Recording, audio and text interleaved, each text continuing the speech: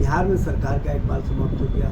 सरकार के स्तर से अपराधियों पर कोई कार्रवाई नहीं किए जा रहे हैं। शासन प्रशासन पूरी तरह से पंगु हो चुका है। कहीं ना कहीं जो रणनीतिकार थे वो राजनीतिक आधार लेने के लिए खड़े हुए। राजनीतिक आधार तो नहीं मिला, लेकिन राजनीतिक धरातल पर उनको इस बात का पता चल गया कि राजनीति मेरे बस की बात नहीं। इनको पसंद नहीं है गरीबों को गले लगाना, इनको पसंद नहीं है पिछड़ों, अति पिछड़ों, दलितों, आदिवासियों और अल्पसंख्यक समाज को गले लगाना। इसीलिए ऐसी भाषा इस्तेमाल करते हैं। बिहार में सेमीफाइनल का बिगुल बज चुका है। उपचुनाव के लिए तैयारियां जोरों शोरों पर चल रही है, जहां एनडीए और इंडिया गठबंधन अपनी पूरी जोर लगाते हुए नजर आ रही है। वहीं जन स्वराज के लिए ये अग्नि परीक्षा साबित होने वाली है। नमस्कार, मैं हूं फलक सिंह और आप देखना शुरू कर चुके हैं आगाज एक्सप्रेस। और आज हम मौजूद है आरजेडी कार्यालय में और हमारे साथ उपस्थित है आरजेडी प्रवक्ता एजाज अहमदी। जानते हैं क्या है चुनावी रुख और किस तरीके से हवा बह रही है और जनता किस तरफ जा रही है। सर, जनता किस तरफ जा रही है? देखिए, जनता का विश्वास और जनता का समर्थन लालू जी के विचार और तेजस्वी जी के कार्य के प्रति दिख रहा है। ये बताने की आवश्यकता नहीं है। तेजस्वी जी ने जो 17 महीने में नौकरी दिया, रोजगार दिया, बिहार के विकास को नया आयाम दिया, पर्यटन के क्षेत्र में बिहार को आगे बढ़ाने का कार्य किया, शिक्षा स्वास्थ्य के क्षेत्र में जो बेहतर व्यवस्था की, और सबसे बड़ी बात यह है कि बिहार में जो लॉ एंड ऑर्डर की स्थिति थी वो बेहतर हुआ था। लेकिन आज स्थिति क्या है ये सब लोग देख रहे हैं। बिहार में सरकार का इकबाल समाप्त हो गया। सरकार के स्तर से अपराधियों पर कोई कार्रवाई नहीं किए जा रहे हैं। शासन प्रशासन पूरी तरह से पंगु हो चुका है। और सबसे बड़ी बात यह है कि बिहार में विकास के आयाम रुक से गए हैं। बिहार में नौकरी और रोजगार पर अब चर्चा नहीं होती है। नफरत की राजनीति को बढ़ावा दिया जा रहा है, नफरत का माहौल खड़ा किया जा रहा है, क्योंकि नीतीश कुमार जी नहीं चाहते हैं कि बिहार के नौजवानों को नौकरी और रोजगार मिले। सर, नफरत की राजनीति एनडीए का तो हमेशा से आरोप रहा है कि ये आरजेडी का काम रहा है। 1990 में गुंडा राज रहा है, 2005 के बाद से सुशासन आया। इस पर क्या कहिएगा? आज भी एनडीए इस पर चुनाव लड़ रही है। देखिए, सबसे बड़ी बात यह है कि लालू प्रसाद जी ने जो गंगा जमनी संस्कृति के लिए काम किया, जो समाज में बेहतर वातावरण का निर्माण किया, ये बताने की आवश्यकता नहीं है। सभी लोगों ने देखा है। लालू जी ने शोषितों, वंचितों, दलितों, आदिवासियों, पिछड़ों, अति पिछड़ों, अल्पसंख्यक समाज को जो मान सम्मान दिया, जो उनको हक और अधिकार दिया, जो उनको गले लगाने की प्रवृत्ति को बढ़ावा दिया, उसके कारण ये लोग कुंठा में इस तरह की बात बोलते हैं। इनको पसंद नहीं है गरीबों को गले लगाना, इनको पसंद नहीं है पिछड़ों, अति पिछड़ों, दलितों, आदिवासियों और अल्पसंख्यक समाज को गले लगाना। इसीलिए ऐसी भाषा इस्तेमाल करते हैं। लेकिन चाहे जैसी भी भाषा इस्तेमाल करें, बिहार की जनता अब इनको सुनने नहीं जा रही है। सर, एनडीए तो कह रही है कि वो रावण राज्य नहीं आने देगी, राम राज्य ही स्थापित होगा।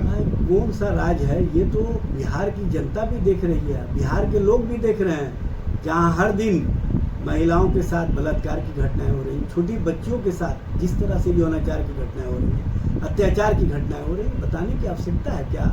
चाहे नवादा की घटना हो, चाहे जहानाबाद की घटना हो, चाहे मुजफ्फरपुर की घटना हो, चाहे मधुबनी की, चाहे मोतिहारी की घटना हो, हर जगह महिलाएं प्रताड़ना का शिकार हो रही हैं, महिलाएं त्राही कर रही हैं, लेकिन सरकार के स्तर से कोई कार्रवाई नहीं। सर, उनका तो कहना है, उनका कहना क्या, जबकि दावा है एनडीए की तरफ से, बीजेपी की तरफ से, कि अगर कोई घटनाएं घट रही है, आपराधिक घटनाएं घट रही है, तो 24 घंटा के अंदर कार्रवाई हो रही है, दोषी प्रशासन की हिरासत के अंदर आ रहे हैं। भाई, इनका कार्रवाई तो दिखता है न। ये कहते हैं न किसी को फंसाते हैं न किसी को बचाते हैं।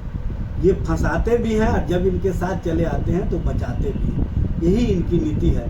केंद्र सरकार भी इसी तरह का काम करती है। जब ईडी, आईटी, सीबीआई सभी एजेंसियों को इस्तेमाल करते हैं और उनके माध्यम से जब उनको डराने का काम करते हैं, जो डर करके उनके साथ चले जाते हैं, उनको बचाने का भी काम करते हैं, और जो इनके सामने मुखर होकर के खड़े हो जाते हैं उनको फंसाने का भी काम करते हैं। तो ये जो ऊपर से लेकर नीचे तक जो डबल इंजन की सरकार है, ये फंसाने और बचाने वाली जो सरकार है, ये स्पष्ट रूप से कहीं ना कहीं अपनी राजनीतिक हित में इस तरह का जो सौदेबाजी करती है, इस तरह का जो कार्यक्रम चलाती है, उससे देश और बिहार की जनता समझ रही है।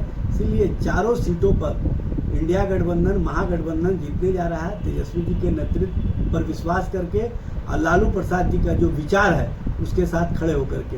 और लोग स्पष्ट रूप से कह रहे हैं कि बिहार की राजनीति को जो तेजस्वी जी ने सत्ता में रहते हुए एक नया आयाम दिया, नौकरी और रोजगार के माध्यम से नफरत की राजनीति को समाप्त करके, वहीं विपक्षी नेता के तौर पर विपक्ष के नेता के तौर पर उन्होंने बिहार सरकार को आईना दिखाने का काम किया, और उस आईने में बिहार सरकार अपना चेहरा नहीं देख रही है, जिस कारण आज इस तरह की स्थिति और परिस्थिति का निर्माण हुआ। लोग परिवर्तन चाहते हैं और लोग परिवर्तनकारी राजनीति में तेजस्वी जी के साथ खड़े हैं। सर परिवर्तन के लिए तो सर जन स्वराज भी खड़ी है भाई, उनका भी कहना है कि वो परिवर्तन भाई जन स्वराज तो परिवर्तन अपने आप में किया। वो कहीं ना कहीं जो रणनीतिकार थे वो राजनीतिक आधार लेने के लिए खड़े हुए। राजनीतिक आधार तो नहीं मिला, लेकिन राजनीतिक धरातल पर उनको इस बात का पता चल गया कि राजनीति मेरे बस की बात नहीं है। 4 सीटों में 2 सीट उनकी स्थिति ये रही कि एक का उम्मीदवार वापस अपना टिकट कर दिया, कहा कि हम अल्पसंख्यक समाज के बीच इस तरह की राजनीति में फंसने वाले नहीं हैं, और दूसरा है जो SK सिंह जी को टिकट दिया, उनका बिहार के वोटर लिस्ट में नाम नहीं था। आप कैसे रणनीतिकार थे, आप कैसे बड़ी बड़ी पार्टियों को चलाते थे, ये समझ में नहीं आता। हाँ, नारा बढ़िया गढ़ सकते हैं और नारों के सहारे आप पार्टियों से बड़े दाम भी ले सकते हैं और बड़े नाम भी अपने आप को करवा सकते हैं, लेकिन आपका राजनीति और राजनीतिक धरातल पर कोई सोच नहीं है। यह स्पष्ट रूप से दिखा जब आपने इमामगंज के उम्मीदवार को प्रस्तुत किया डॉक्टर के रूप में, जबकि वो इंटरमीडिएट है। तो इस तरह की जो राजनीति आपने की, क्योंकि आपका काम ही रहा है। आपने 2014 में भारतीय जनता पार्टी से जुमलाबाजी करवाया कि हर के खाते में 15 लाख जाएंगे, हर नौजवानों को 2 करोड़ हर साल नौकरी दी जाएगी।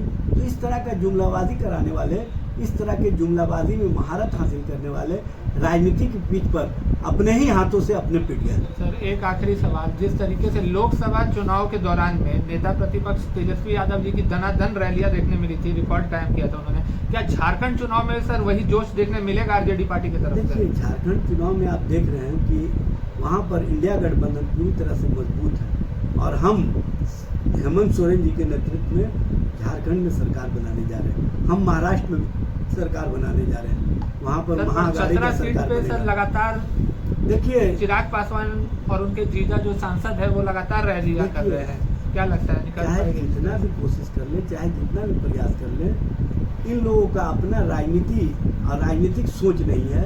ये कहीं ना कहीं दूसरे के पिछलग्गू बन के राजनीति में आधार पाना चाहते हैं, और ऐसे लोगों को बिहार की जनता पसंद नहीं करती। ये बात समझ लेनी चाहिए। धन्यवाद सर। तो ये थे हमारे साथ आरजेडी प्रवक्ता इजाज अहमद जी, जिनकी तरफ से आपने स्पष्ट रूप से सुन लिया कि जुमलेबाजी नहीं चलने वाली है। एनडीए की जुमलेबाजी को बिहार की जो जनता है बखूबी समझ चुकी है, और इस बार बिहार की जनता जवाब जो है वोट दे करके देने वाली है, और इंडिया गठबंधन की ताकत को और मजबूत करने वाली है। और साथ ही में झारखंड में भी और साथ ही साथ महाराष्ट्र में भी इंडिया गठबंधन की ही सरकार बनने जा रही है। इनकी तरफ से ये आश्वासन आया है। धन्यवाद। तमाम खबरों के लिए जुड़े रहे हमारे साथ, देखते रहे आगाज एक्सप्रेस।